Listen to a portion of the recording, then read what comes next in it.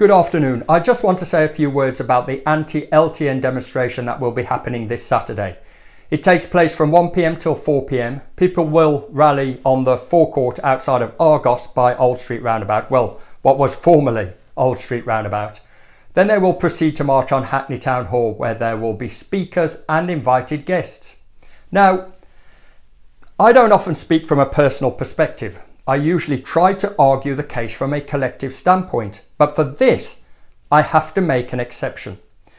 I make no apologies for being a licensed London taxi driver, but during lockdown, I didn't work as a cabbie. I volunteered transporting children with additional needs to and from school on weekdays, both mornings and afternoons.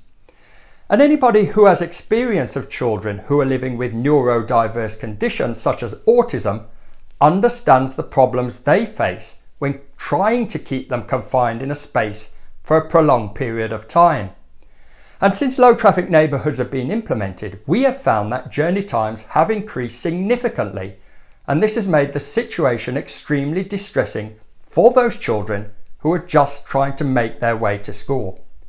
And because local authorities haven't conducted comprehensive, properly administered consultations, and because emergency legislation has allowed them to overlook equality impact assessments, no consideration has been given to these children. And in fact, we attended a meeting at Islington Town Hall back in September last year, where we discussed this issue extensively. And just for clarification, we weren't there to instill any kind of division. In fact, all of us who attended were Labour supporters, two of whom were card-carrying Labour members. And one of the attendees was registered disabled, and she was accompanied by her carer, who tried to explain the difficulties that LTNs were causing her just trying to move around her own neighbourhood and how stressful her life had become. And it dawned on me that the elected politicians at the council, and the executives in particular, did not represent this lady and had no comprehension about the difficulties that LTNs were creating for the kind of children that I transport to school. Over the last year or so, I have spoken to literally thousands of people about the way low traffic neighbourhoods impact detrimentally on their lives. And there is no doubt about it. These schemes are iniquitous, punitive, and borderline persecutory because they fail in their regard to consider the most vulnerable people in our community. And they are members of the community that these politicians would profess to care the most about. But it goes beyond that. Last week, Transport for London successfully appealed against the High Court's landmark judgment, which Justice Lang originally described the capital street space plan as unlawful. In the lengthy and detailed judgment, Miss Lang underlined the series of failings by TfL and the Mayor, describing their decision-making process as seriously flawed. And the ruling determined that the Mayor and TfL failed to have proper regard for the public sector equality duty under Section 149 of the Equalities Act.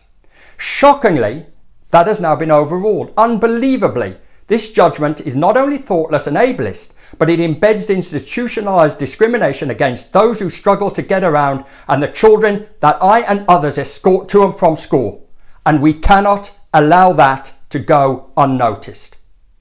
We now need more than ever to make our voices heard, because what our detractors want, and that includes politicians and the politicians that lauded the discriminatory ruling in the High Court last week, is for them to continue rolling out these schemes, but for us not to respond. And if you do respond, you are demonised, vilified, cast aside as though you were collateral damage, and even targeted by vested interest groups. Now, I would never assume the position of knowing what it is like to be disabled. But my lived experience of transporting children who may not be afforded the same options as everybody else has stimulated me to stand up against these egregious, unprincipled, unethical policies. And it doesn't matter who you believe is to blame, whether it is Tory cash or Labour implementation. Because when the boot is on your throat, it matters not whether it is the right foot or the left foot. The end result is the same. And that means your voice is unheard and your concerns are dismissed outright.